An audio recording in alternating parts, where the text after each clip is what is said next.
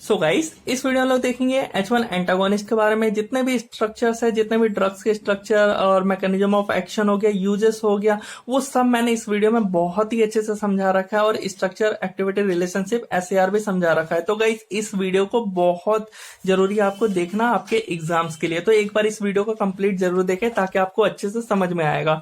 तो guys, video को start करते हैं। क्लासिफिकेशन ऑफ एंटीहिस्टामिनिक एजेंट यानी ड्रग्स। तो मैंने प्रीवियस वीडियो में थोड़ा सा एंटीहिस्टामिनिक ड्रग्स के बारे में आइडिया भी दिया था कि ये ड्रग्स जो होते हैं वो जो हिस्टामिन है इसको रिलीज को रोकते हैं और जो ये एक्शन दिखाता है उसको ब्लॉक करते हैं। तो उसी बेस पे मैंने टू सब क्लासिफाई किया है। फर्स्ट जो क्लासिफाई किया है, ऐसे ड्रग्स जो इनहिबिट करते हैं हिस्टामिन के रिलीज को, यानी जो मास से रिलीज करता है ना, वहीं से ये ड्रग्स जो है वो रोक देते हैं। और ऐसे ड्रग्स जो इनहिबिट करते हैं जो हिस्टामिन के एक्शन को, तो यानी ये रिलीज होने के बाद यहाँ पे ये रिलीज अभी होने वाला है तो ब्लॉक कर रहा है। अभी ये रिसेप्टर सब बाइंड नहीं है, बट यहाँ पे ये एक्शन दिखाते हैं तब ब्लॉक करते हैं। तो यहाँ पे अगर हम देखें तो इसके अंदर भी हमें 4 कैटेगरी पढ़ना है। H1 एंटागोनिस्ट जो कि सिलेबस के अंदर है, बहुत सारे ड्रग्स है उसके अंदर, डाइफेनहाइड्रामीन, बहुत सारी, H2 भी हमें पढ़ना है इसके अंदर, और H3 H4 सिलेबस में नहीं है तो हम लोग सिर्फ 2 ही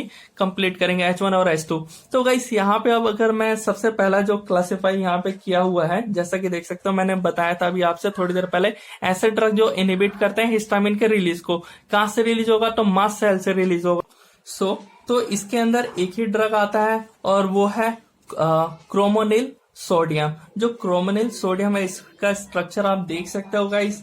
ये क्या है? ये मास्ट सेल स्टेबलाइजर है। मतलब ये ऐसा कंपाउंड है ना, क्रोमोनिल सोडियम, ये स्टेबलाइज करता है मास्ट सेल को, तो जिससे ये इनहिबिट करता है रिलीज हिस्टामिन को, और भी बहुत सारे इसके काम होते हैं।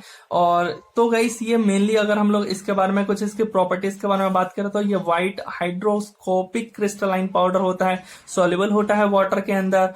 और इसका मैकेनिज्म ऑफ एक्शन के बारे में बात करें तो गाइस, यहाँ पे देख सकते हो लिखा हुआ भी है कि ये इनहिबिट करता है डीग्रेनुलेशन मास्ट सेल का, जिसकी वजह से ये प्रिवेंट कर देता है रिलीज हिस्टामिन का। और ये मतलब कि ये एक्ट करता है बाय इनहिबिटिंग कैल्शियम के इनफ्लक्स को। तो ये इनहिबिट करता है कैल्शियम इनफ्लक्स को, जिसकी वजह से जो मास्ट सेल है वो वहां से रिलीज नहीं हो पाता हिस्टामिन को। तो ये हमने पढ़ लिया। और इसका यूजेस की अगर बात करें तो इसका यूज करा जाता है as a nasal solution for allergic rhinitis और वॉमिटिंग के लिए, अर्टिकेरिया और इचिंग, इन सब के लिए इसका यूज किया जाता है। और भी इसके बहुत सारे यूजेस हैं, बट हमें जो इम्पोर्टेंट है वो ये था कि इतना समझ लिया हमने इसके बारे में। अब मेन जो क्लासिफाई हमने किया है, सब क्लासिफाई, वो ये है, इसके बारे में हमें मेन पढ़ना है। तो गाइस, यहाँ पे अब स्टार्ट करते हैं। तो जैसे कि यहाँ पे देख सकते हो, सब क्लासिफाई मैंने अभी किया था कि ड्रग्स, ऐसे ड्रग्स जो कि इनहिबिट करते हैं एक्शन को हिस्टामिन के रिलीज पर। तो देख लेते हैं, इसके अंदर H1, H2, H3, H4 आता है, जिसके अंदर सिर्फ 2 ही हमें पढ़ने हैं, H1 एंटागोनिस्ट, H2 एंटागोनिस्ट।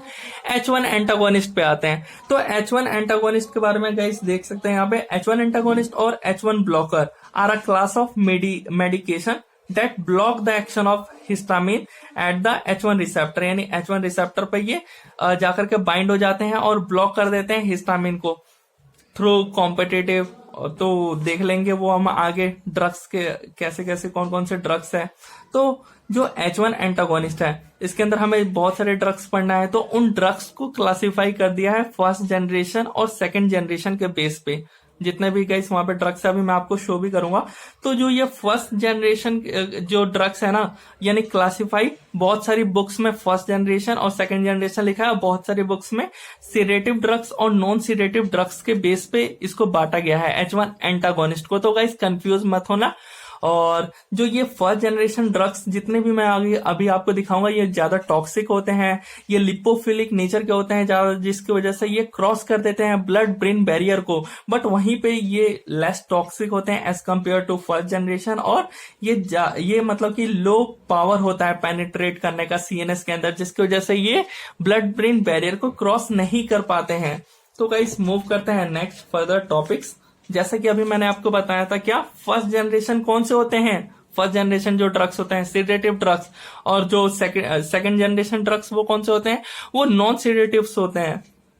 ये क्रॉस कर लेते हैं सारे जितने भी यहाँ पे ड्रग्स हैं ब्लड ब्रेन बैरियर को, बट ये नहीं कर पाते हैं। तो मेनली जो सीडेटिव के बारे में हम यहाँ पे अब देख रहे हैं, तो सीडेटिव आपको मालूम है सीडेटिव इफेक्ट्स के बारे में कि जो कि हमारे ब्रेन एक्टिविटी को कम कर देना, और यहाँ पे हमें पढ़ना है मतलब कि हिस्टामिन जो ये एक्शन दिखाएगा उसको इनहिबिट करने के बेस पे हम यहाँ पे पढ़ रहे हैं।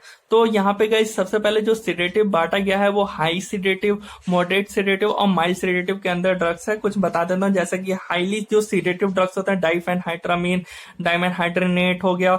मॉडरेट सीडेटिव के अंदर ट्राइमीप्राजीन हो गया, मैक्लिजीन, बुक्लिजीन हो गया। और माइल्ड सीडेटिव के अंदर क्लिमेस्टीन, मिथाडिलाजीन, ट्रिप्रोलिडिन और नॉन सीडेटिव जिसमें आता है सेट्रेजिन, जिसका बहुत ज्यादा यूज होता है, और इनका तो अब नहीं होता है, एस्टीमाजोल और टर्फेनाइडिन का। तो गाइस अब इन सब के बारे में हम लोग आगे पढ़ेंगे और डीपली में पढ़ेंगे, इनका स्ट्रक्चर के बारे में पढ़ेंगे। बट जितने सारे ड्रग्स है ना, ये आपको याद रखने में बहुत दिक्कत होगा। इसी वजह से ना जो फर्स्ट जनरेशन ड्रग्स हैं, जो सीडेटिव ड्रग्स एक ही है, दोनों एक ही चीज है, फर्स्ट जनरेशन सीडेटिव ड्रग्स, तो इनको हमने बांट रखा है, इनको हमने 6 कैटेगरी में बांटा है। अब ये 6 कैटेगरी जैसे यहाँ पे पढ़ सकते हो, पहला कैटेगरी यहाँ पे दिखा रखा है कि अमीनो एल्काइल ईथर। ऐसे ही जो ये 6 कैटेगरी अगर आप पढ़ लोगे तो 6 कैटेगरी के अंदर ही ये सारे ड्रग्स आते हैं। नॉन सीडेटिव को हटा के बात कर रहा हूं, ये सारे ड्रग्स जो है ये 6 कैटेगरी के अंदर आते हैं, ताकि आपको आइडिया मिल जाएगा कि हम इस टाइप से प्रैक्टिस करेंगे कि इसे सारे स्ट्रक्चर वो याद हो जाए। तो जितने भी फर्स्ट जनरेशन के सीडेटिव एंटीहिस्टामिनिक ड्रग्स होते हैं उनका कुछ इसी टाइप से स्ट्रक्चर होगा, सबका इसी से रिलेटेड होगा, सिमिलर होगा, थोड़ा बहुत चेंजेस होगा। तो वो हम इसीलिए जो चेंजेस होगा उसी वजह से हमने ये बांट रखा है। पहला जो इसके अंदर सब क्लासिफाई आता है वो है अमाइनो एल्काइल ईथर। अब अमाइनो एल्काइल ईथर के अंदर ये जो है इसका कैटेगरी के अंदर जो ड्रग्स होते हैं वो सेम इसी टाइप से दिखते हैं, बस थोड़ा बहुत चेंजेस होता है। सबसे पहले जो मैंने बताया कि first generation sedative antihistaminic drug का जो ये जनरल स्ट्रक्चर है, इसके अंदर क्या क्या प्रेजेंट होगा, 2 एरोमेटिक रिंग प्रेजेंट होंगे। तो यहाँ पे भी प्रेजेंट है, यहाँ पे भी, इसमें भी प्रेजेंट होते हैं। ओके ठीक है। फिर यहाँ पे जो ये एक्स है ना, तो अगर हम बात करें कि जिन जिन ये सब ड्रग्स के अंदर अगर ऑक्सीजन प्रेजेंट होगा वो सब अमाइनो एल्काइल ईथर के अंदर आते हैं। जितने भी यहाँ पे जैसे कि डाइफेनहाइड्रामीन इसमें प्रेजेंट होता है, डॉक्सिलामीन उसमें प्रेजेंट होता है, तो वो सब अमाइनो एल्काइल ईथर के अंदर आते हैं। उनका स्ट्रक्चर कुछ इसी से रिलेटेड होता है। तो अब यहाँ पे इस ऑक्सीजन की वजह से होने की वजह से ये इस कैटेगरी में आ गए। कौन कौन से ड्रग्स आते हैं, तो डाइफेनहाइड्रामीन, डाइमेनहाइड्रेनेट, डॉक्सिलामीन, डाइफेनहाइड्रालीन, फिराहाइड्रिलिन और क्लीमेस्टीन। तो ये सब ड्रग्स आते हैं। मूव करते हैं सेकंड में, तो वो सब मैं आपको आगे और भी अच्छे से समझाऊंगा, बट अभी थोड़ा सा स्टार्टिंग है, इस वजह से थोड़ा सा आपको न्यू लग रहा होगा सब कुछ।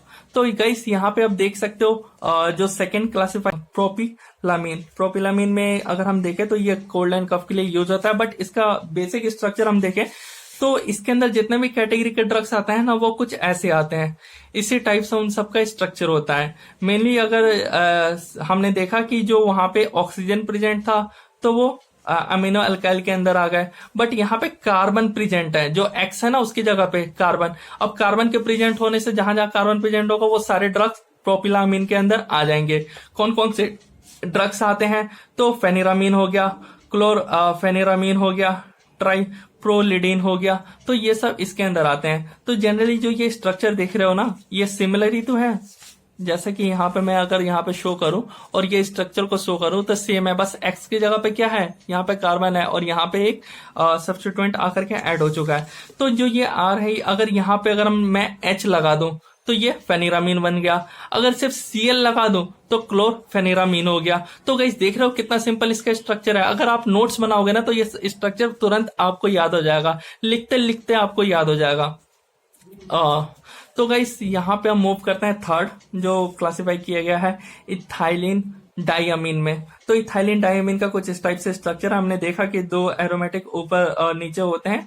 तो यह गाइस यहाँ पे देख सकते हैं, यहाँ पे नाइट्रोजन आकर के प्रेजेंट है, थोड़ा बहुत चेंजेस है वो हम देखेंगे फर्दर, बट यहाँ पे गाइस देख रहे हो नाइट्रोजन आकर के अटैच हुआ है, जिसकी वजह से जितने भी इथाइल डाइअमीन के अंदर आते ड्रग्स हैं जैसे कि मैपिरामीन, ट्राइपेलानामीन और डाइफेनाइल पायरिलीन, तो ये सब आ गए किसके अंदर, इन सब के अंदर नाइट्रोजन प्रेजेंट होता है और ये सब इथाइलिन डाइअमीन के अंदर आ चुके हैं।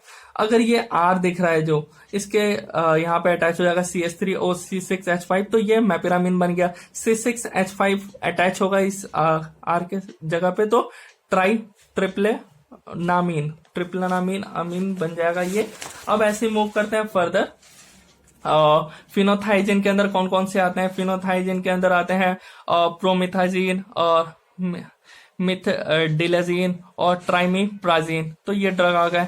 पाइप्राजीन के अंदर बात करें तो पाइप्राजीन के अंदर जो ड्रग्स आता है क्लोरोसाइक्लिजीन, बुक्लिजीन, मैक्लिजीन, मिसलेनियस जो होते हैं इसके अंदर आ गए सिप्रोहेप्टेडिन, एजाटिडिन और एस्टिमिजोल इसके अंदर आ गए। तो ये कंप्लीट हमारे ड्रग्स होंगे। अब इनके बारे में हमें आगे पढ़ना है फर्दर। अब पढ़ना है, अच्छे से समझना है, तो एक बार स्ट्रक्चर एक्टिविटी रिलेशनशिप पढ़ लेते हैं, उसके बाद एक एक ड्रग को स्टार्ट करेंगे। स्ट्रक्चर एक्टिविटी रिलेशनशिप यहाँ पे हम पढ़ रहे हैं किसका, H1 ब्लॉकर का। तो अभी मैंने आपको सिंपल से जो एकदम बेसिक स्ट्रक्चर था वो मैंने आपको दिखाया था कि जो फर्स्ट जनरेशन के ड्रग्स है वो कुछ इस टाइप से उनका स्ट्रक्चर है। तो गाइस अगर हम इसमें चेंजेस करेंगे ना तो क्या उसकी एक्टिविटी इंक्रीज होगी, डिक्रीज होगी, वही तो पढ़ा जाता है स्ट्रक्चर एक्टिविटी रिलेशनशिप में, तो वही हम देखेंगे। तो सबसे पहले बेसिक स्ट्रक्चर आपके माइंड में फिक्स हो गया होगा, 2 aryl group, aromatic ring, X होगा, बीच में कार्बन चेन होगा। जनरली जो कार्बन चेन होता है वो 2 ही होते हैं, मतलब मिथाइल इथाइल चेन होता है, और यहाँ पे लास्ट में अमीनो एल्काइल ग्रुप प्रेजेंट होते हैं। तो अब हम यहाँ पे देखें कि जो AR है, यानी यहाँ पे एराइल यानी एरोमेटिक कंपाउंड एराइल ग्रुप, तो ये फिनाइल हो सकता है और हेट्रोसाइक्लिक हो सकता है। और जो लास्ट में आप देख रहे हो NR टर्मिनल एंड ग्रुप, मतलब अमीनो एल्काइल ग्रुप होते हैं ये, और ये ऐसे ही सेम रहते हैं। अगर हम X की बात करें तो X की जगह पे सिर्फ 3 ही कंपाउंड आकर के ज्वाइन कर सकते हैं, एक नाइट्रोजन या फिर कार्बन या फिर ऑक्सीजन, ये तीनों ही आकर के यहाँ पे बाइंड हो सकते हैं, और उसी के बेस पे डिफरेंट कैटेगरीज में वो ड्रग जो है वो डिवाइड हो जाएगा।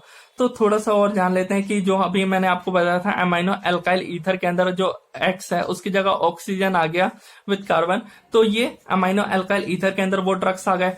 प्रोपाइल अमीन के अंदर अगर कार्बन प्रेजेंट होगा X की जगह पे तो वो इस कैटेगरी में आ गया है, और इथाइलिन डाइअमीन के अंदर नाइट्रोजन अगर प्रेजेंट होगा X की जगह पे, जो कि यहाँ पे आप स्ट्रक्चर देख सकते हो। और फिनोथाइजिन के अंदर ये क्या होता है, 2 बेंजीन रिंग जो होते हैं वो फ्यूज होते हैं आपस में, तो वो हम आगे डिस्कस करेंगे। तो गाइस सबसे पहले अब हम देखते हैं कि क्या क्या हमें जरूरत पड़ता है। सो गाइस अब यहाँ पे हम देख लेते हैं कैसे इंक्रीज होगा डिक्रीज होगा, SCR है ये। तो सबसे पहले जो अभी मैंने आपको बेसिक स्ट्रक्चर दिखाया था, क्या क्या प्रेजेंट होते हैं, ये हो गया डाई अरेल हो गया, और ये कार्बन चेन हो गया, लास्ट में अमीनो अल्काइल ग्रुप हो गया। तो गाइस इथाइलिन चेन की बात करें, इथाइलिन कार्बन चेन, यानी बीच में जो कार्बन चेन होता है ना, ये कार्बन सिर्फ 2 ही कार्बन होते हैं। तो इथाइलिन चेन जो होता है वो रिक्वायर्ड होता है मैक्सिमम एक्टिविटी के लिए। अगर इथाइलिन चेन की जगह यहाँ पे कोई और भी आ जाए, जैसे कि एक और कार्बन आ गया प्रोपाइलिन, किसी ड्रग में दिया हुआ है स्ट्रक्चर में 3 कार्बन, तो वो उतना ज्यादा एक्टिविटी शो नहीं कर पाएगा वो ड्रग। वहीं पे अगर बात करें कि एक्टिविटी डिक्रीज होती है ब्रांचिंग करने से, जो साइड चेन पे है, यानी जो हमारा ये साइड चेन दिख रहा होगा इस यहाँ पे हमारा जो है अगर ब्रांचिंग हो रहा है तो जो एक्टिविटी है वो कम हो जाएगी। जैसे यहाँ पे अगर एक स्ट्रक्चर मैं आपको दिखाऊं तो यहाँ पे देख सकते हो ये पाइप्राजीन के अंदर हुआ है। पाइप्राजीन के अंदर जो ड्रग्स आते हैं और साइक्लाजीन और क्लोरसाइक्लाजीन, इसके इन दोनों ड्रग्स जो है ये एक्टिविटी इनकी कम होती है because due two amino ethyl side chain. जो इसका जो साइड चेन है यहाँ पे 2 अमाइनो यानी ब्रांचिंग हुआ है, जिसकी वजह से एक्टिविटी कम हुई है। यानी हमें ब्रांचिंग नहीं करना है, जितना ब्रांचिंग उतना डिक्रीज। और दूसरे अगर बात करें तो नेचर ऑफ एराइल ग्रुप्स, जो ये लास्ट में स्टार्टिंग में मैंने बताया था ना 2 एराइल ग्रुप होने चाहिए, तो इनकी बात हो रही है। तो ये 2 एराइल ग्रुप जो होते हैं diaryl substituted is essential for H1 receptor affinity. जो H1 रिसेप्टर यानी जो जहां पे हिस्टामिन जाकर बाइंड करता है, वहां पे ये हमारे ड्रग्स बाइंड करने के लिए 2 एराइल ग्रुप होना चाहिए, तभी अच्छे से वो जाकर के पकड़ पाएगा। तभी तो अपना एक्शन शो कर पाएगा और अच्छे से, जितना अच्छे से बाइंड करेगा, यानी उसी को एफिनिटी कहते हैं। हेट्रोसाइक्लिक एटम जो होते हैं वो रिप्लेस हो सकते हैं फिनाइल ग्रुप पे, जिसकी वजह से ये इनहेंस कर देता है एक्टिविटी। यानी जो अगर हम यहाँ पे देख रहे थे डायरील है, यहाँ पे एक हम देख लेते हैं फिनॉल है, और दूसरा जो है वो एक हमारा हेट्रोसाइक्लिक कंपाउंड है। अगर हेट्रोसाइक्लिक हुआ दूसरा तो इसका जो एक्टिविटी होगी ना वो इससे ज्यादा होगी। जैसे कि डाइफेनहाइड्रामीन है, इसकी एक्टिविटी ज्यादा, इसकी एक्टिविटी कम है, और डॉक्सिलामीन है, इसकी एक्टिविटी ज्यादा है। क्यों ज्यादा है? बिकॉज यहाँ पे हेट्रोसाइक्लिक एटम का रिप्लेस हुआ है फिनाइल से। तो गाइस ये हो गया सेकंड। सो गाइस जैसे कि यहाँ पे देख सकते हो, एक थर्ड था एससीआर में ही पढ़ना था हमें, एंड टर्मिनल, जो कि एंड में जो नाइट्रोजन जो कि प्रेजेंट होता है, इसके बारे में बात किया जा रहा है। तो मैक्सिमम एक्टिविटी हमें देखने को मिलेगा व्हेन द टर्मिनल एटम, जो नाइट्रोजन है वो टर्सरी होगा। तो जो ये नाइट्रोजन एटम है, अगर ये टर्सरी हुआ तो हमारा जो एक्टिविटी होगा उस ड्रग का वो मैक्सिमम होगा, वो ज्यादा होगा। एन एटम में भी पार्ट ऑफ, अगर जो एन एटम है, नाइट्रोजन एटम है, यहाँ पे वो एक पार्ट हो सकता है हेट्रोसाइक्लिक रिंग का, उससे कोई दिक्कत नहीं है, जिसकी वजह से ये हाई पोटेंसी शो करेगा, यानी कितना ताकतवर है हमारा ड्रग। जैसे कि ये किस में देखा गया, तो क्लोरसाइक्लिजीन के अंदर देखा गया है, जो नाइट्रोजन है वो इसमें जो है वो टर्सरी पे है, और जिसकी वजह से ये ज्यादा अपना मैक्सिमम एक्टिविटी शो कर पाता है। अभी थोड़ी देर पहले मैंने आपको फर्स्ट जनरेशन के ड्रग्स की कैटेगरीज दिखाई थी।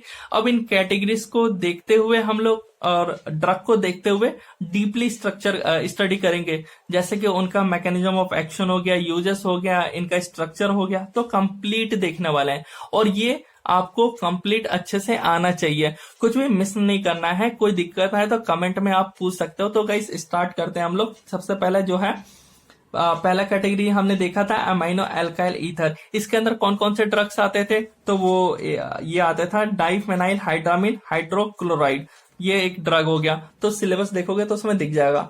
अब यहाँ पे देख रहे हैं अमाइनो एल्काइल ईथर, यानी जो हमारे जितने भी फर्स्ट जनरेशन के सेडेटिव ड्रग्स होते हैं उनका स्ट्रक्चर कुछ इस टाइप से होता था, मतलब होता था। और जो अमाइनो एल्काइल ईथर है उसके अंदर ऑक्सीजन जो होता था वो प्रेजेंट होना जरूरी था, तभी ये इस कैटेगरी के अंदर आएगा। तो डाइफेनाइल हाइड्रामीन का स्ट्रक्चर देखो और इसका स्ट्रक्चर देखो, अमाइनो एल्काइल ईथर का सेम है ना, सिर्फ ऑक्सीजन जो है वो आकर के अटैच हुआ है, और यहाँ पे कार्बन है, यहाँ पे हाइड्रोजन है, बाकी दो कार्बन चेन है, यानी इथाइल चेन हो गया। At the end nitrogen is present. तो गाइस अगर आपको आईयूपीएससी उतना इंपॉर्टेंट नहीं है, बिकॉज आईपीएससी से ऐसा नहीं है कि आपसे क्वेश्चन पूछ लिया जाए 2-3, ये जीपेट स्टूडेंट्स के लिए मस्ट इंपॉर्टेंट है कि आपको आईयूपीएससी आना चाहिए। तो इसका अगर आईयूपीएससी देखोगे नेम, तो 2 डाइफेनाइल मेथॉक्सी एन डाइमेथाइल इथाइल अमीन हाइड्रोक्लोराइड है। मेनली जो डाइफेनाइल हाइड्रामीन हाइड्रोक्लोराइड है, इसका हमें मैकेनिज्म ऑफ एक्शन पढ़ना है। तो मैकेनिज्म ऑफ एक्शन अगर हम इसका देखें तो ये कॉम्पिटिटिव एंटागोनिस्ट होता है H1 रिसेप्टर का। H1 रिसेप्टर का जो डाइफेनाइल हाइड्रामीन है वो कॉम्पिटिटिव एंटागोनिस्ट होता है, बिकॉज ये H1 एंटागोनिस्ट है। सिंपल सा है, ये तो सब में ही लिखना है आपको, जितने भी मैकेनिज्म ऑफ एक्शन लिखोगे सब में ये लिखना मस्ट इंपॉर्टेंट है कि ये H1 एंटागोनिस्ट है। और इट एंटागोनाइज H1 रिसेप्टर, ये एंटागोनाइज करता है यानी ब्लॉक करता है H1 रिसेप्टर को पेरिफेरली और सेंट्रल, बोथ एक्टिंग करता है। समटाइम्स एमसीक्यू इस टाइप से बनते हैं कि ये जो ड्रग है वो सेंट्रली एक्ट करता है कि नहीं करता है, H1 रिसेप्टर को ब्लॉक करता है कि नहीं, तो वो उसमें इस ड्रग का नाम आएगा। अब इसका यूजेस की बात करें तो ये ट्रीट करता है एलर्जिक कंडीशन, जैसे कि आर्टिकेरिया हो गया, कंजक्टिविटीज हो गया, राइनाइटिस। तो जो यहाँ पे आर्टिकेरिया देख रहे हो गाइस, ये कभी आप फूड डॉट खाने से समटाइम्स क्या होता है, रैशेस आ जाते हैं, और तो ये आर्टिकेरिया उसी को बोला जाता है। समटाइम्स मेडिसिन से भी या फिर फूड से होता है। राइनाइटिस हो गया, तो राइनाइटिस को हम लोग स्टफी नोज भी बोलते हैं, तो ड्यू टू एलर्जेंस की वजह से ये कॉज करता है। तो इसका और ट्रीटमेंट देखें तो मोशन सिकनेस के लिए आपको मालूम ही है, ट्रीट करता है पार्किंसन डिजीज को भी, बिकॉज एंटी मस्करेनिक प्रॉपर्टी है इसके पास। ये H1 एंटागोनिस्ट भी है और ये एंटी मस्करेनिक एजेंट भी है, ड्रग भी है। तो अब हम सिंथेसिस के बारे में बात करेंगे। सभी ड्रग का सिंथेसिस हमें नहीं पढ़ना है, हमें सिंथेसिस सिर्फ कुछ ड्रग्स का पढ़ना है, जो कि सिलेबस में आप देखोगे तो स्टार बना होगा ड्रग के ऊपर, ड्रग के ऊपर स्टार बना होगा, तो उसी के हमें बस सिंथेसिस पढ़नी है जिन जिन पे बना है। तो यहाँ पे गाइस देख सकते हो, सबसे पहला जो डाइफेनहाइड्रामीन को हम सिंथेसिस कर रहे हैं, कैसे सिंथेसिस करेंगे? जो हमारा स्टार्टिंग कंपाउंड होगा वो होगा डाइफेनाइल मीथेन। डाइफेनाइल मीथेन को हम लोग ब्रोमिनेशन करवाएंगे Br2 के प्रेजेंस में, in presence of light. Br2 यानी ब्रोमिनेशन करवा रहे हैं डाइफेनाइल मीथेन का इन प्रेजेंस ऑफ लाइट। तो ये किस में कन्वर्ट होगा? तो डाइफेनाइल ब्रोमोमीथेन में। इसका स्ट्रक्चर कुछ ऐसा होता है। उसके बाद इसको हम लोग डाई मिथाइल अमीनो इथेन के साथ रिएक्ट करवा देंगे। जैसे ही आपस में ये दोनों रिएक्ट करेंगे तो जो Br है ना, डाइफेनाइल ब्रोमोमीथेन में से Br, और जो डाइमिथाइल अमीनो इथेन में से जो H है, ये HBr जो है वो निकल जाएगा। और जैसे निकल जाएगा उसके बाद यहाँ पे आप देख सकते हो डाइफेनाइल हाइड्रामीन जो है वो फॉर्म हो चुका है। सिंपल सा सिंथेसिस था, ज्यादा सिंथेसिस नहीं है, कुछ ही ड्रग्स का है। तो आपको कोई ज्यादा घबराने वाली बात नहीं है। मेनली आपको मैकेनिज्म ऑफ एक्शन, यूजेस और कुछ सिंथेसिस है, इनको पढ़ना है। मूव करते हैं नेक्स्ट ड्रग की ओर। सो गाइस, जिसमें आप सेकंड ड्रग के बारे में बात कर रहे हैं H1 एंटागोनिस्ट के अंदर, जो कि किसके अंदर आते हैं? First generation sedative drug. और ये किस कैटेगरी के अंदर अगर मैं बात करूं तो अभी मैंने आपको बताया था गाइस, अमीनो एल्काइल ईथर, जो अभी हमने पढ़ा था। अभी इसी के अंदर चल रहे हैं ये सारे ड्रग्स। नेक्स्ट आएगा तो मैं आपको बता दूंगा, वहां पे शो हो जाएगा। डाइमेन हाइड्रीनेट की बात कर रहे हैं तो इसका जनरल स्ट्रक्चर कुछ इस टाइप से है। मेनली अगर हम देखें तो नॉर्मल जो मैंने आपको स्ट्रक्चर बताया था कि 2 एरोमेटिक रिंग, तो यहाँ पे भी प्रेजेंट है, ठीक है। यहाँ पे ऑक्सीजन प्रेजेंट है, इस वजह से ये अमीनो एल्काइल के अंदर आया हुआ है कैटेगरी के अंदर। उसके बाद एक्स की जगह हो गया। फिर कार्बन चेन देखा जाए तो 2 ही है। उसके बाद यहाँ पे नाइट्रोजन। अब उसके साथ साथ क्या करना है आपको, ये वाला भी स्ट्रक्चर मस्ट है बनाना, तभी ये आपका डायमंड हाइड्रोनेट का स्ट्रक्चर फॉर्म होगा। तो ये दोनों ही आपको बनाना है। तो अगर इसका यूपीएससी हम देखें तो इसका होगा 8 chlorotheophylline compound with 2 diphenyl methoxy and N dimethyl ethyl amine. तो ये इसका ये IUPAC हो गया। डरिए मत, ये आपके लिए उतना इंपॉर्टेंट नहीं है, ये जीपेट वालों के लिए है। अब यहाँ पे मैकेनिज्म ऑफ एक्शन के बारे में हम बात कर रहे हैं तो ये H1 एंटागोनिस्ट है। हाँ, H1 एंटागोनिस्ट के बारे में ही तो पढ़ रहे हैं। और mainly vestibular system in the brain के अंदर जो वेस्टिबुलर सिस्टम है ना, वहां पे ये वर्क करता है। यानी जो वेस्टिबुलर सिस्टम होता है ब्रेन के अंदर, ये सेंसरी सिस्टम होता है जो कि प्रोवाइड करवाता है इंफॉर्मेशन को, ब्रेन को इंफॉर्मेशन प्रोवाइड करवाता है। जैसे कि मोटर फंक्शन हमें प्रोवाइड करवाता है। जैसे कि हम चलते घूमते फिरते हैं तो हमारी बॉडी का जो बैलेंस है ना, उसको बनाए रखने के लिए। यूजेस की बात करें तो ये ट्रीटमेंट में हेल्प करता है। नोजिया हो गया, वॉमिटिंग हो गया, डिजीनेस हो गया, जो कि किस रीजन से होता है तो मोशन सिकने की वजह से ये सब होता है। तो ये इसको ट्रीट करता है। तो ये आप पढ़ लोगे, इसमें कोई दिक्कत नहीं है। तीसरा आता है डॉक्सिलामीन सक्सिनेट। डॉक्सिलामीन सक्सिनेट का स्ट्रक्चर आप देख सकते हो गाइस। यहाँ पे एक हेट्रोजीनियस कंपाउंड है, नॉट फिनाइल, जिसकी वजह से इसकी स्टेबिलिटी क्या हुई है और बढ़ चुकी है इसका एक्टिविटी लेवल। और यहाँ पे गाइस देख सकते हैं, यहाँ पे ऑक्सीजन की वजह से उसी कैटेगरी में आए। जितने भी उस कैटेगरी में देखोगे ऑक्सीजन होगा ही होगा। और यहाँ पे गाइस बाकी कोई डिफरेंस नहीं है, बाकी सब कुछ सेम ही है। इथाइल चेन है at the nitrogen at the terminal पे है। और यहाँ पे इसका अगर IUPAC देखोगे तो 2 alpha 2 dimethyl amino ethoxy alpha methyl benzyl pyridine है। तो मेनली उस पर नहीं आते हैं। जो इंपॉर्टेंट है मैकेनिज्म ऑफ एक्शन, यूजेस, तो उस पर आते हैं। मैकेनिज्म ऑफ एक्शन क्या होगा इसका, तो ये एक्ट करता है competitively inhibiting histamine at H1 receptor. यहाँ पे ध्यान से समझना, कॉम्पिटिटिव इनहिबिटर है ये। कॉम्पिटिटिव इनहिबिटर कौन से होते हैं? जो कि कंपटीशन करते हैं कि भाई पहले मैं जाकर के बाइंड हूं, पहले मैं जाकर के बाइंड हूं। तो ये ड्रग जो है वो हिस्टामिन से पहले जाकर के बाइंड होकर के उसको एंटागोनाइज कर देता है, यानी ब्लॉक कर देता है। अब यूजेस के बारे में बात करें तो यूजेस में इसका यूज किया जाता है anti emetics in pregnancy. Anti emetics क्या होते हैं, तो नोजिया वॉमिटिंग। कभी भी आप नोजिया वॉमिटिंग की जगह पे कोशिश करना एंटी इमेटिक्स लिखने के लिए, और ऑलवेज रिमेम्बर रखना एंटी इमेटिक नोजिया वॉमिटिंग को कहते हैं। और एलर्जी कोल्ड में यूज होता है मोस्टली। जितने भी ड्रग्स हैं सभी नोजिया वॉमिटिंग हो गया, एलर्जी कोल्ड, इन्हीं सब में सारे यूज होने वाले हैं। और साथ ही यहाँ पे अगर देखें तो इसका यूज किया जाता है पैरासीटामोल और कोडीन के साथ एज अ एनाल्जेसिक प्रॉपर्टी के लिए। नेक्स्ट मूव करते हैं नेक्स्ट ड्रग, जो कि क्लेमेस्टीन फ्यूमरेट है, जो कि 4th ड्रग है। और ये 4 ड्रग के साथ हमारा फर्स्ट कैटेगरी खत्म हो जाएगा। तो अगर इसका स्ट्रक्चर देखें तो यहाँ पे भी डाइएरियल ग्रुप है, यानी 2 एरोमेटिक कंपाउंड है, ऑक्सीजन भी है। और यहाँ पे गाइस देख सकते हो इथाइल चेन, और एट द एंड नाइट्रोजन है एट द एंड टर्मिनल पे, और यहाँ पे क्लोरीन आकर के अटैच हुआ पड़ा है। तो गाइस ये इसका स्ट्रक्चर है। ये आपको प्रैक्टिस करना है। आप जानो कैसे प्रैक्टिस करोगे। अगर बार बार प्रैक्टिस रफ पेज पे करो और नोट्स को और अच्छे से कोशिश करो कि बेहतर वे में प्रैक्टिस करने के लिए जितने भी डायग्राम है उसको 2 से 3 बार तो आपको प्रैक्टिस करना हो, तभी आपको आएगा। तो इसका अगर आईयूपीएससी की बात करें तो 2214 क्लोरोफेनाइल 1 फेनाइल इथॉक्सी इथाइल 1 मिथाइल पायरिलीडीन है। तो आईयूपीएससी पे उतना नहीं फोकस करते हैं, मेन आते हैं इनके मैकेनिज्म ऑफ एक्शन पे और इसका यूजेस पे। तो इसका मैकेनिज्म ऑफ एक्शन देखे तो जो सभी होते हैं H1 एंटागोनिस्ट, ठीक है, और इसके पास प्रॉपर्टी होती है, यानी ये और क्या काम कर सकता है, तो ये एंटी कोलिनर्जिक एक्टिविटी भी शो करता है। एंटी कोलिनर्जिक हमने 4th सेमेस्टर में बहुत ही अच्छे से पढ़ा, जो ब्लॉक करते हैं एसिटाइलकोलिन को। एसिटाइलकोलिन को ये ब्लॉक कर देता है, उसकी जगह पे नहीं बाइंड होने देता इसको अपने रिसेप्टर पे, ये खुद जाकर के बाइंड हो सकता है। अब यूजेस के बारे में बात करें तो ये ट्रीट करता है एलर्जी को, कोल्ड को, हे फीवर।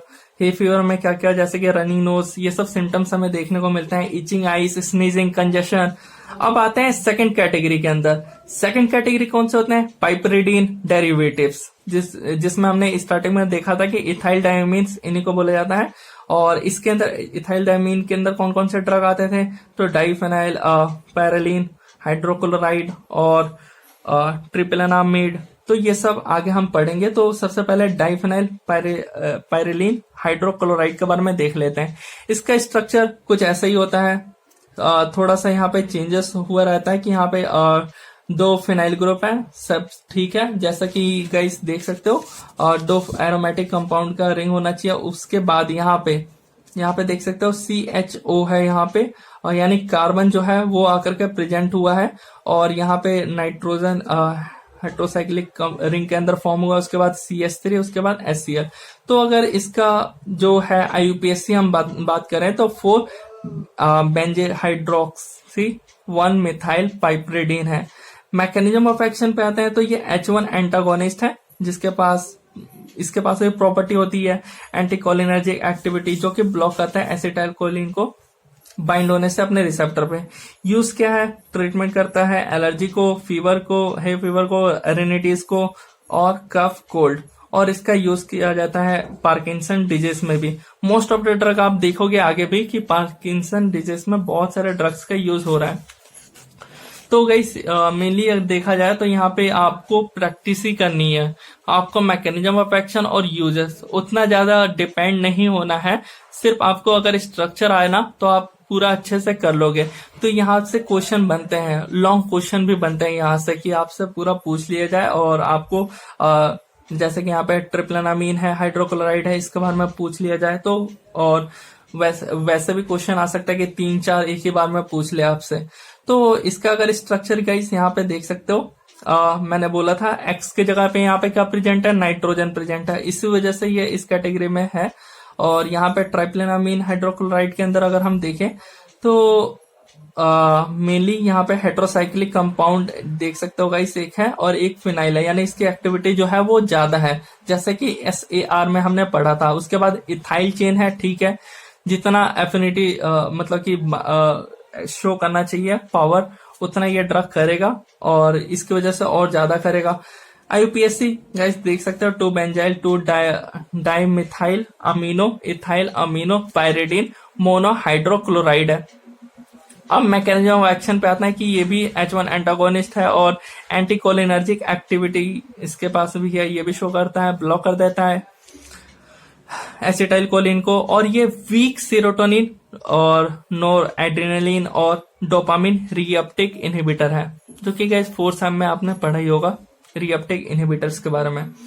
मूव करते हैं फर्दर यूजेस पे, जो कि ट्रीट करता है upper respiratory tract, allergic condition जैसे कि अस्थमा हो गया, हे फीवर हो गया, रेनिटिस हो गया। और इसका भी यूज होता है पार्किंसन डिजीज, यानी बहुत सारे ड्रग्स हैं जिनका यूज हो रहा है पार्किंसन डिजीज के अंदर।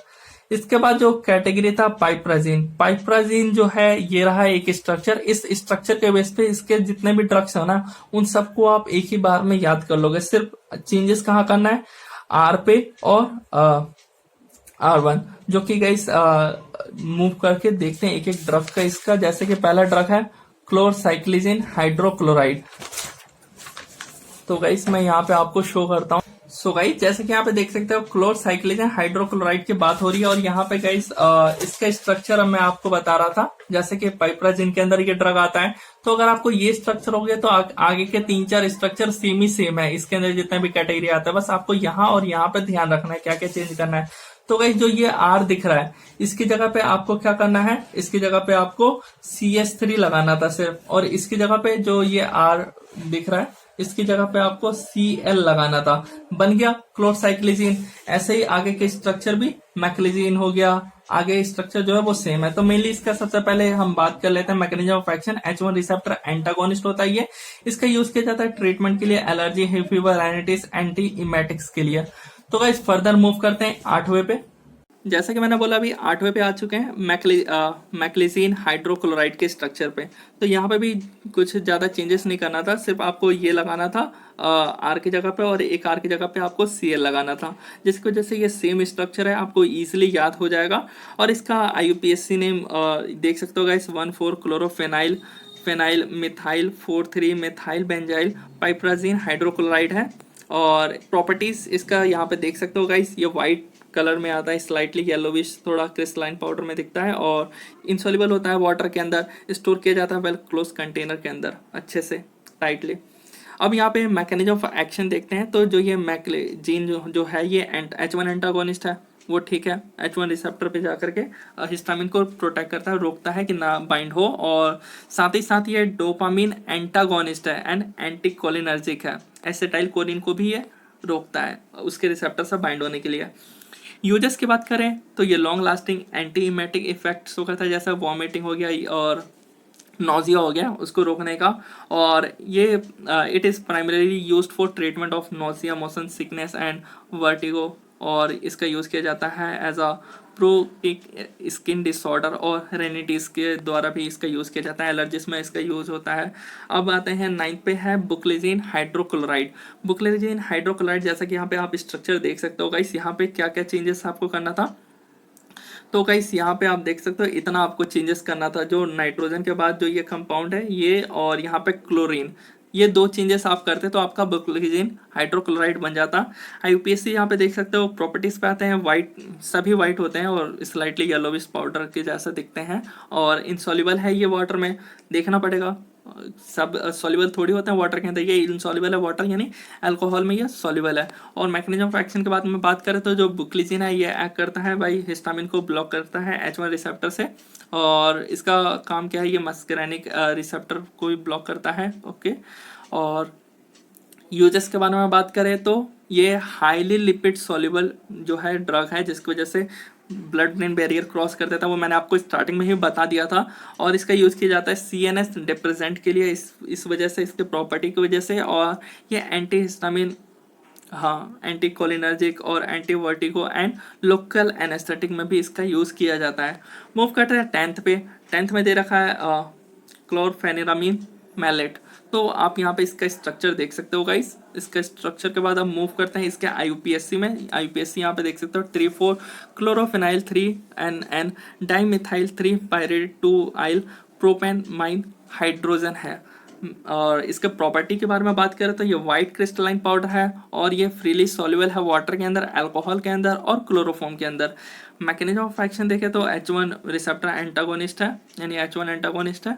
और इसके बारे में अगर इस यूजेस के बारे में देखें तो इसका यूज़ किया जाता है ट्रीटमेंट करने के लिए, एलर्जी, डिकंजेशन के लिए, और along with hydro narcotic chlorpheniramine is used for the treatment of cough में भी यूज़ किया जाता है, अपर रेस्पिरेटरी ट्रैक्ट एलर्जीज में भी यूज़ किया जाता है, जैसे कि अस्थमा हो गया, इन सब में भी इसका यूज़ किया जाता है। अब मूव करते हैं 11th में। अब इसका सिंथेसिस भी भाई गाइस पढ़ना है, ट्रिप्लोलिडीन हाइड्रोक्लोराइड।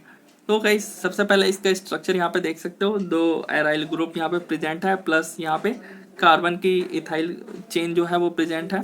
तो गाइस यहाँ पे सबसे पहले इसका IUPAC नेम यहाँ पे देख सकते हो, और इसका सिंथेसिस बहुत ज़्यादा जरूरी है। सिंथेसिस में गाइस कैसे आप इसको पढ़ोगे, कैसे याद रखोगे, तो गाइस इसका सिंपली यहाँ पे देख सकते हो। सबसे पहले हमें ये देखना है कि पहला जो कंपाउंड है वो क्या है, किससे ये फॉर्म हो रहा है, अपना स्ट्रक्चर जो फॉर्म कर रहा है वो किससे। तो यहाँ पे गाइस देख सकते हो, यहाँ पे देख सकते हो गाइस, इसका नंबरिंग करें तो 1 2 3 4, तो 4 पोजीशन पे क्लोरो यानी पैरा यहाँ पे लगा रखा, बट यहाँ पे आप ये भी लिख सकते हो 4 मिथाइल एसिटाफिनॉन।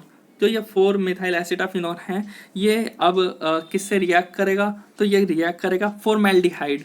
फॉर्मेल्डिहाइड जैसा कि यहाँ पे आप गाइस देख सकते हो, और मैनिच रिएक्शन करेगा, मतलब कि मैनिच रिएक्शन के द्वारा ये आगे कन्वर्ट होगा, बट किसके प्रेजेंस में होगा, तो पायरोलिडीन, जो ये हमारा स्ट्रक्चर दिख रहा है ना ये NH, ये पायरोलिडीन का स्ट्रक्चर है, और इसके द्वारा मैनिच रिएक्शन के द्वारा ये मूव कर जाएगा, किस में कन्वर्ट हो जाएगा, ये कन्वर्ट हो जाएगा 4 मिथाइल 3 पायरोलिडीन प्रोपियो हेक्सानोन के में कन्वर्ट हो जाएगा। और जैसे ये कन्वर्ट होगा इसके बाद इसका एडिशन हाइड्रोलिसिस होगा। यहाँ पे गाइस देख सकते हो इसका एडिशन और हाइड्रोलिसिस होने के बाद क्या फॉर्म करेगा यहाँ पे, तो यहाँ पे अपना इंटरमीडिएट स्ट्रक्चर फॉर्म करेगा, और देन अपना स्ट्रक्चर फॉर्म करेगा। तो इंटरमीडिएट जो इसका स्ट्रक्चर गाइस आप देख सकते हो यहाँ पे फॉर्म किया है। यहाँ पे जनरली क्या हुआ है कि OH जो ग्रुप है वो आकर के ऊपर अटैच हो चुका है, यहाँ पे जो ऑक्सीजन था वो ऊपर आ गया, और हाइड्रोजन भी यहाँ पे आकर के ऐड हो गया। और उसके बाद यहाँ पे गाइस देख सकते हो जो वाटर है वो रिलीज आउट हो गया, यानी एक यहाँ से OH और यहाँ से एक हाइड्रोजन, जो इथाइल चेन है उसमें से एक हाइड्रोजन हट के यहाँ पे आकर के, और इसका क्या हो गया यहाँ पे डिहाइड्रेशन हो गया वाटर का, जिसकी वजह से ये कन्वर्ट होगा ट्रिप्लोलिडीन में। तो ट्रिप्लोलिडीन का स्ट्रक्चर आप देख सकते हो गाइस, और इसको प्रैक्टिस कर लेना है आपको। मूव करते हैं 12th, जो कि है फेनिडामिन टार्टरेट। सो गाइस यहाँ पे देख सकते हैं इसका UPSC नेम है। उसके बाद प्रॉपर्टीज पे आते हैं, क्रीमी वाइट कलर का होता है, ओके, और ये H1 रिसेप्टर एंटागोनिस्ट है, ओके, ये भी हमें मालूम है। और उसके बाद यहाँ पे यूजेस में आप क्या बताओगे, तो इसका यूज किया जाता है स्नीजिंग को ट्रीट करने के लिए, running nose, itching, rashes, watery eyes, इन सबको ट्रीट करने के लिए ये यूज होता है। प्रोमेथाजीन हाइड्रोक्लोराइड के बारे में बात करा जा रहा है, प्रोमेथाजीन के बारे में। तो प्रोमेथाजीन का स्ट्रक्चर कुछ इस टाइप से होता है, इसका सिंथेसिस भी दिया हुआ है, तो इसके सिंथेसिस भी देख लेते हैं। सबसे पहला जो हमारा कंपाउंड होगा वो क्या होगा, डाइफेनाइल अमीन होगा। डाइफेनाइल अमीन जो है वो सल्फर के साथ रिएक्ट करता है इन प्रेजेंस ऑफ AlCl3 और I3 के प्रेजेंस में। उसके बाद ये एक इंटरमीडिएट स्ट्रक्चर फॉर्म कर देता है, जो सल्फर होता है वो आकर के यहाँ पे फ्यूज कर लेता है, एक रिंग के साथ ये अटैच हो जाता है। उसके बाद इसका क्या होता है, इसका रिएक्शन होता है किसके साथ, इसका रिएक्शन होता है 1 क्लोरो 2 डाइमिथाइल अमीन प्रोपेन के साथ, जिसकी वजह से ये अपना फाइनली स्ट्रक्चर प्रोवाइड करवा देता है प्रोमेथाजीन का। तो यहाँ पे देख सकते हो गाइस प्रोमेथाजीन का स्ट्रक्चर, प्रॉपर्टीज, हमने प्रॉपर्टीज क्या है इसका, तो वाइट येलो क्रिस्टलाइन पाउडर है, वेरी सॉल्युबल होता है वाटर के अंदर, और hot absolute alcohol and in chloroform. Mechanism of action, तो H1 एंटागोनिस्ट है, और इसके साथ ये एंटी कोलिनर्जिक एक्टिविटी भी शो करता है। यूजेस के बारे में बात करें तो ये promethazine is use as sedative for treatment of insomnia के ट्रीटमेंट के लिए सीडेटिव जैसा बिहेव करता है। तो ये सीडेटिव कंपाउंड्स के अंदर आता है, जो अभी मैंने आपको बताया था। और it is use for medication of allergy को ट्रीट करने के लिए, जैसे राइनिटीज और एलर्जिक अदर रिएक्शंस को भी ट्रीट करता है। उसके साथ साथ अगर हम देखें तो कफ में काम आता है। उसके अलावा मोशन सिकनेस में यानी एंटी इमेटिक एक्शन शो करता है। उसके बाद आता है ट्राइमेप्राजीन टार्टरेट।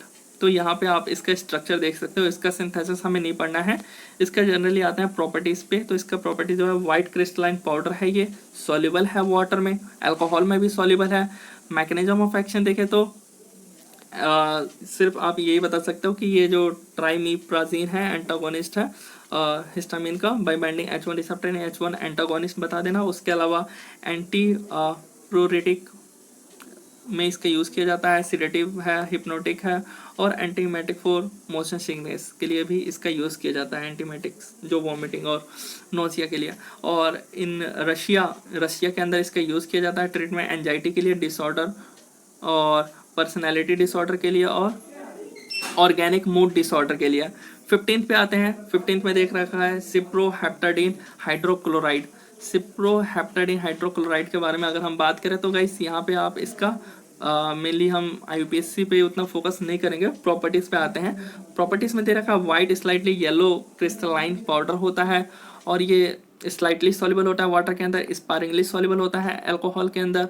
मैकेनिज्म ऑफ एक्शन के बारे में अगर हम बात करें तो ये H1 एंटागोनिस्ट होता है। उसके अलावा it high concentration, it also has anti cholinergic property, यानी ये एसिटाइल कोलिन को भी ब्लॉक करता है उसके रिसेप्टर से बाइंड होने के लिए। मूव करते हैं इसके यूजेस पे। इसका यूज़ किया जाता है एंटी हिस्टामिन के लिए, और जिससे ये ट्रीट कर पाता है डिफरेंट डिफरेंट एलर्जीज को। और इसका अगर और यूजेस के बारे में हम देखें तो ये मेजर एगोनिस्ट माइग्रेन, और इसका यूज़ किया जाता है ट्रीटमेंट ऑफ एकैस्थीसिया। उसके अलावा वॉमिटिंग, क्लिनिकल वॉमिटिंग सिंड्रोम में भी। और यूएसए के अंदर रिपोर्ट किया गया है increase the appetite and weight gain in children इसके यूज़ करने से। एजाटिडिन मोलेट के बारे में अगर हम बात करें तो इसका सबसे पहले देखें तो it is a drug having phenothiazine along with sulfur atom is replaced by saturated ethyl bridge and ring nitrogen is replaced by sp2 hybridized carbon atom। Mechanism of action के बारे में बात करें तो ये पोटेंट होता है H1 रिसेप्टर, और इसका यूज़ किया जाता है अपर रेस्पिरेटरी म्यूकोसा कंजेशन के लिए, एलर्जिक राइनिटिस में, और इसके साथ ही साथ नसल कंजेशन में भी काम आता है इसका। और यहाँ पे देख सकते हो गाइस, मूव करते हैं second generation H1 receptor antagonist के लिए। तो second generation H1 receptor antagonist जिसके अंदर कुछ ड्रग्स जो थे उनके सिंथेसिस जनरल नहीं है, इस वजह से उसको फिनिश आउट करते हैं। फिर H2 एंटागोनिस्ट हम नेक्स्ट वीडियो में देखेंगे। तो second generation H1 receptor antagonist, the second generation agent do not accumulate in the CNS। ये CNS में नहीं जाता बिकॉज इनके पास लो पावर होता है पेनिट्रेट करने का, जिसकी वजह से हम ब्लड ब्रेन बैरियर ये क्रॉस नहीं कर पाते हैं। अब यहाँ पे मूव करते हैं इसका जो फर्स्ट ड्रग है एस्टेमिजोल। एस्टेमिजोल जो होता है इसका हम बात करें तो इसका यहाँ पे IUPAC नेम देख सकते हो, स्ट्रक्चर देख सकते हो। स्ट्रक्चर मेनली आपको तो याद करना ही पड़ेगा इसके स्ट्रक्चर को, और कुछ कह नहीं सकते यहाँ पे, जिसमें थोड़ा हार्ड स्ट्रक्चर है। प्रॉपर्टी के बारे में बात करें तो यहाँ पे देख सकते हो it is white fluffy powder, insoluble होता है वाटर के अंदर, सॉल्युबल होता है ऑर्गेनिक सॉल्वेंट के अंदर जैसे कि इथेनॉल, DMF और DMSO। और मैकेनिज्म ऑफ एक्शन के बारे में बात करें तो ये सिलेक्टिव H1 रिसेप्टर एंटागोनिस्ट होता है। ओके, इसका यूज़ किया जाता है ट्रीटमेंट एलर्जीज के लिए, एलर्जी सिंड्रोम्स और राइनिटिस, कंजक्टिविटीज़। और इसको अगर लॉन्गर यूज़ करें तो कोई भी दिक्कत नहीं आएगा। Cardiac toxicity that is it cause arrhythmias. इसका लॉन्गर यूज़ नहीं किया जाता है गाइस, तो इसको गाइस लॉन्गर यूज़ मत करना। देखा नहीं मैंने, it has no longer use now due to its cardiac toxicity की वजह से इसका लंबे टाइम के लिए यूज़ नहीं किया जाता है। अब यहाँ पे सेकंड देख सकते हो लोराटाडीन है, जिसके अंदर गाइस इसका UPSC यहाँ पे दे रखा है, उसका प्रॉपर्टीज़ दिया हुआ है। तो प्रॉपर्टीज़ पे आते हैं। प्रॉपर्टीज़ क्या है इसका, तो ये कलर जो है इसका वाइट है, white two of white powder, जो कि ऑल इनसॉल्युबल होता है वाटर के अंदर, सॉल्युबल होता है acetone, alcohol, chloroform. Mechanism H1 receptor antagonist है, पेरिफेरली एक्टिंग करता है ये। यूजेस के बारे में बात करें तो ये रिलीव करवाता है sensation, allergic rhinitis, pruritis, urticaria and erythema. Move करते हैं थर्ड, जो कि है सेट्रिजिन हाइड्रोक्लोराइड, जो कि बहुत ज़्यादा यूज़ होने वाला ये ड्रग है। इसका बहुत यूज़ किया जाता है एलर्जी में, छींक में, खांसी में, कोल्ड में, इससे रिलेटेड। खुजली में भी इसका यूज़ किया जाता है, इचिंग प्रॉब्लम्स में भी। तो प्रॉपर्टीज़ पे आते हैं। सबसे पहले वाइट और ऑलमोस्ट वाइट क्रिस्टलाइन पाउडर होता है, जो कि सॉल्युबल वाटर में होता है। ओके, स्टोर होता है वेल क्लोज कंटेनर में। मैकेनिज्म ऑफ एक्शन के बारे में बात करें तो इसके पास H1 रिसेप्टर एंटागोनिस्ट है ये भी, जो कि हिस्टामिन को रोकता है बाइंड होने से। सेट्रिजिन को यूज़ किया जाता है एलर्जी सिम्टम जैसे रनिंग नोज, इचिंग, आई, स्नीजिंग और खुजली में भी। फोर्थ आते हैं लीवोसिट्रिजिन डाइहाइड्रोक्लोराइड के बारे में। इसका हम पहले प्रॉपर्टीज देख लेते हैं। इसका it is a levorotatory enantiomer of cetirizine. उसके बाद मैकेनिज्म में क्या दिया हुआ है, तो ये भी H1 रिसेप्टर एंटागोनिस्ट है, सिलेक्टिव। और उसके अलावा यूजेस में दे रखा है गाइस यहाँ पे कि ये सिमिलर होता है सेट्रिजिन जैसा, कि जैसा वो एक्शन प्रोवाइड करता है जैसे कि रनिंग नोज में, एलर्जिक में, इचिंग प्रॉब्लम्स में, तो इसका भी वहीं पे यूज़ होता है। सो गाइस, आई होप आपको वीडियो अच्छा लगा हो। मिलते हैं गाइस H2 एंटागोनिस्ट में।